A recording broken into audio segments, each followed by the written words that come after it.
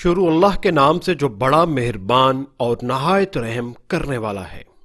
پرانے زمانے میں شہر سے کوسوں دور ایک گاؤں میں سیلاب آ گیا۔ ہزاروں لوگ پانی میں بہہ گئے، لاتعداد گھر تباہ و برباد ہو گئے اور سینکڑوں لوگ پانی میں ڈوبنے سے بچ تو گئے، مگر اس کے پاس کھانے کو کچھ نہ بچا تھا۔ گاؤں میں ایک غریب کسان تھا۔ ایک سونار سے اس کی اچھی دوستی تھی۔ اس نے سونار کو تلاش کیا تو اتفاق سے اس کا گھر اور سب گھر والے سلامت تھے۔ کسان اپنی بیوی کے ساتھ جب اپنے دوست سونار کے پاس پہنچا تو وہ اپنی پریشانی بیان کرنے لگا۔ بھائی، میرا گھر تو چلو سیلاب سے بچ گیا، مگر دکان سیلاب سے برباد ہو گئی اور تمام مال اور زیورات بھی سیلاب کی نظر ہو گئے۔ پھر کیا کریں؟ کسان نے سونار سے سوال کیا۔ میرا خیال ہے کہ شہر چلتے ہیں، وہاں جا کر ضرور کہیں نہ کہیں نوکری یا مزدوری مل جائے گی۔ راستہ بہت طویل ہے اور ہمارے پاس کوئی سواری بھی نہیں ہے، راستے میں جنگل بھی آتے ہیں۔ کسان نے خیال پیش کرتے ہوئے کہا، تو کیا ہوا؟ ہمت کرو، اللہ مالک ہے، یہاں تو کوئی ہماری مدد کے لیے بھی نہیں آئے گا۔ بادشاہ کو کیا پتا کہ ہم پر کیا مصیبت آ کر گزر گئی ہے۔ سونار کے خیالات سے کسان کو بہت حوصلہ ملا۔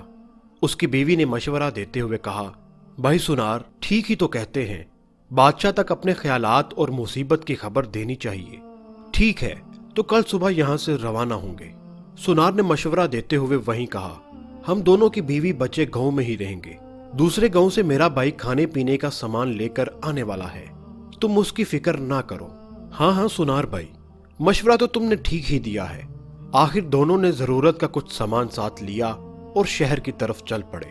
چلتے چلتے شام ہو جاتی تو کسی محفوظ درخت پر چڑھ کر آرام کر لیتے، پھر جب دن نکل آتا تو سفر شروع کر دیتے۔ چلتے چلتے آخر کھانے پینے کا سامان بھی ختم ہو گیا۔ سونار کو بخار نے آ گھیرا اور وہ بے چارہ چلنے سے بھی معذور ہو گیا۔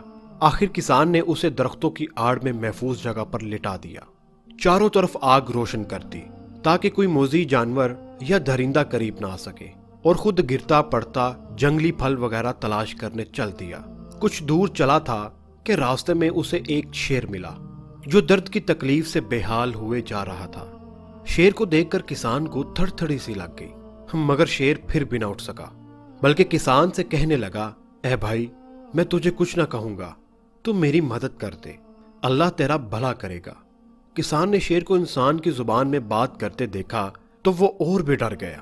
شیر نے کہا، اے بھائی، مجھے دیکھ کے نہ ڈر، میں نے اللہ سے دعا مانگی ہے کہ مجھے بات کرنے کے لیے کچھ دیر کے لیے زبان دے دے۔ کسان کے اندر ہمت پیدا ہوئی، اس کے قریب جا کر پوچھا، اب بتا تیری کیا مدد کروں؟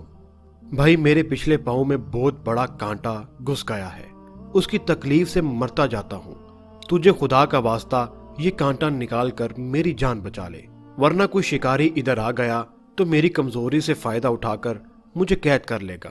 کسان نے خدشہ ظاہر کیا، کانٹا تو نکال دوں گا، مگر کیا بھروسہ کہ تم مجھے کھا نہ جائے۔ شیر نے عاجزی سے کہا، وعدہ کرتا ہوں کہ میں تمہیں ہرگز کوئی نقصان نہ پہنچاؤں گا، بھلا کوئی اپنے محسن کو بھی نقصان پہنچاتا ہے؟ ایسا تو تم انسانوں میں ہوتا ہے۔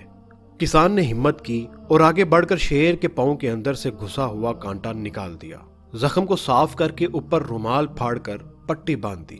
شیر نے شکریہ ادا کرتے ہوئے کہا، اے نیک انسان، تیری اس نیکی کا میں کیا بدلہ دوں گا، آ چل میرے ساتھ چل۔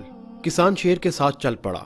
کسان نے شیر سے کہا، اے شیر بھائی، میرا ایک اور ساتھی بھی کچھ دور جنگل میں بیمار پڑا ہوا ہے اور کمزوری کی وجہ سے اس سے چلا بھی نہیں جا رہا، پہلے مجھے کچھ کھانے کے لیے جنگلی پھل وغیرہ کا درخت بتا دے تو مہربانی ہوگی۔ شیر نے کہا، اے نیک انسان، تیرا دوست بھی میرا دوست ہے۔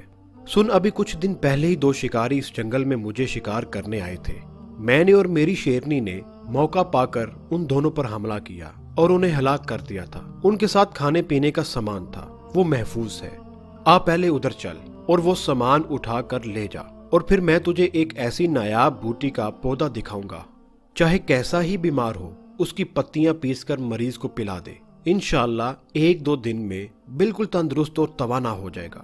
ہم جانور بھی بیمار ہو جاتے ہیں تو اکثر یہی بوٹی تلاش کر کے کھا لیتے ہیں۔ پھر شیر نے ایک درخت کے نیچے کھانے پینے کے سامان کی طرف لے جا کر کہا، اے نیک آدمی، یہ سامان اٹھا لے۔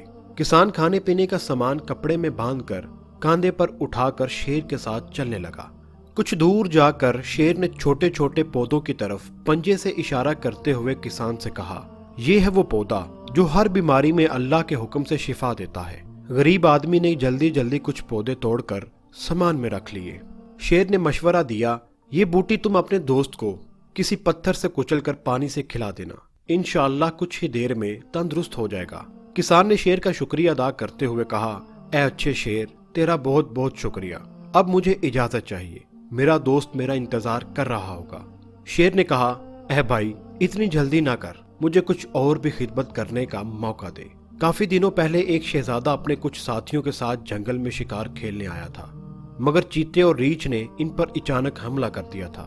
کچھ جان بچا کر بھاگ نکلے، مگر شہزادہ اور اس کا ایک ساتھی مارے گئے تھے۔ شہزادے کے گلے میں موتیوں کے ہار تھے۔ چیتا اور ریچھ ان کی لاشوں کو کھا رہے تھے کہ اچانک میرا ادھر سے گزر ہو گیا۔ میں جو زور سے دھاڑا تو وہ ڈر کر بھاگ گئے۔ یہ ہیرے موتیوں کے ہار میں لے آیا اور اپنے غار میں ایک جگہ پر چھپا دیے تھے۔ یہ تم لے جاؤ اور بادشاہ کو دے دینا، شاید بادشاہ اور ملکہ شہزادے کے غم میں روتے ہوں گے۔ شیر کسان کو غار کے اندر لے گیا اور پنجے مار کر ایک جگہ گھاس میں چھپے ہوئے ہار کسان کو دیتے ہوئے کہا، اسے تم لے جاؤ، جو چاہو کر لینا، مگر اچھا ہو تو بادشاہ کو دے دینا تاکہ تمہیں اس سے زیادہ انعام ملے۔ کسان نے شیر کا شکریہ ادا کیا۔ شیر نے کہا، جاؤ، خدا حافظ، ہمیشہ نیک رہنا اور نیکی کرتے رہنا۔ کسان شیر سے رخصت ہو کر اپنے ٹھکانے پر آ گیا۔ سنار کو اٹھا کر اسے بوٹی کچل کر پلا دی۔ کچھ دیر میں سنار کا بخار ختم ہو گیا اور وہ بھلا چنگا نظر آنے لگا۔ کسان نے اسے جب تمام حالات بتائے اور شہزادے کے قیمتی جواہر کے ہار دکھائے تو سنار کے دل میں لالچ پیدا ہو گیا اور جواہرات چرانے کی ترکیبیں سوچنے لگا۔ کھانے پینے کا ذخیرہ مل چکا تھا، لہٰذا دونوں پھر شہر کی طرف چل پڑے۔ راستے میں آتا ہوا قافلہ مل گیا اور وہ بھی قافلے میں شامل ہو کر چل پڑے۔ شہر کے پاس ایک مسافر خانے میں یہ دونوں ٹھہر گئے۔ سنار کے دل میں لالچ تھا، جیسے ہی موقع ملا وہ جواہرات چرا کر بھاگ نکلا اور گھر کی راہ لی۔ ادھر ملکہ بیٹے کے غم میں بیمار ہو کر موت اور زندگی کی کشمکش میں مبتلا تھی۔ بادشاہ کا اعلان تھا کہ جو کوئی ملکہ کا علاج کر کے اسے اچھا کرے گا اسے آدھی سلطنت انعام دی جائے گی۔ ملکہ روز بروز موت کی طرف جا رہی تھی۔ بڑے بڑے مشہور طبیب آ رہے تھے مگر کسی سے شفا نہیں ہو رہی تھی۔ کسان بادشاہ کے محل میں پہنچ گیا اور سپاہیوں سے آنے کا مقصد بیان کیا تو وہ اسے بادشاہ کے پاس لے گئے۔ بادشاہ نے اسے اوپر سے نیچے تک دیکھتے ہوئے کہا، اے شخص، یہاں کئی ملکوں کے معالج آئے ہیں، تم تو طبیب بھی نہیں لگتے، کہو پھر کیسے علاج کرو گے؟ ہم پہلے ہی شہزادے کی جدائی کے غم میں مبتلا ہیں۔ کسان نے کہا، اللہ آپ کو اور ملکہ کو سلامت رکھے۔ بادشاہ سلامت، مایوس کیوں ہوتے ہیں؟ آپ مجھے ملکہ عالیہ کے پاس لے چلے، انشاءاللہ پہلے ہی خوراک سے ملکہ عالیہ تندرست ہونے لگیں گی۔ اچھا یہ بات ہے تو آؤ میرے ساتھ۔ بادشاہ ملکہ کے پاس کسان کو لے کر آ گیا۔ کسان نے جیب سے بوٹی نکال کر اسے پانی میں گول کر جیسے ہی پلایا، ملکہ کے ہاتھ پاؤں میں جنبش ہونا شروع ہو گئی اور اس نے آنکھیں کھول دی۔ دوسرے دن وہ بات چیت کرنے کے قابل ہو گئی۔ تمام خادم، کنیزے اور خود بادشاہ بھی یہ دیکھ کر حیران رہ گئے۔ شام تک ملکہ جسمانی طور پر بالکل ٹھیک ہو گئی۔ بادشاہ نے غریب اور نادار عوام کے لیے خزانے کے منہ کھول دیے۔ کسان کو آدھی سلطنت دینے کا بھی اعلان کر دیا گیا۔ کسان نے بادشاہ سے کہا، عالیجا، شہزادہ شکار کے دوران مارا گیا تھا۔ پھر اس نے شروع سے لے کر آخر تک سارے حالات اور واقعات کا بادشاہ سے ذکر کیا۔ اس نے سنار کی بدعہدی اور دھوکے کا ذکر کرتے ہوئے بتایا کہ سنار شہزادے کے قیمتی ہار چرا کر فرار ہو گیا ہے۔ گاؤں میں سیلاب اور اس سے ہونے والی تباہیوں سے بادشاہ کو آگاہ کرتے ہوئے اس سے مدد کرنے کی اپیل بھی کی۔ بادشاہ کو سنار کی دھوکے بازی پر سخت غصہ آیا۔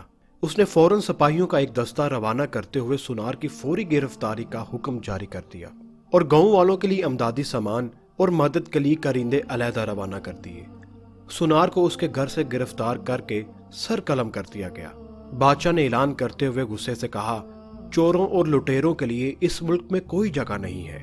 بادشاہ نے کسان کا شکریہ ادا کرتے ہوئے اسے آدھی سلطنت دینے کی خواہش کی تو کسان نے کہا، بادشاہ سلامت، آپ اور آپ کی حکومت کو اللہ سلامت رکھے، آپ کی ضرورت آپ کے ملک کو ہے۔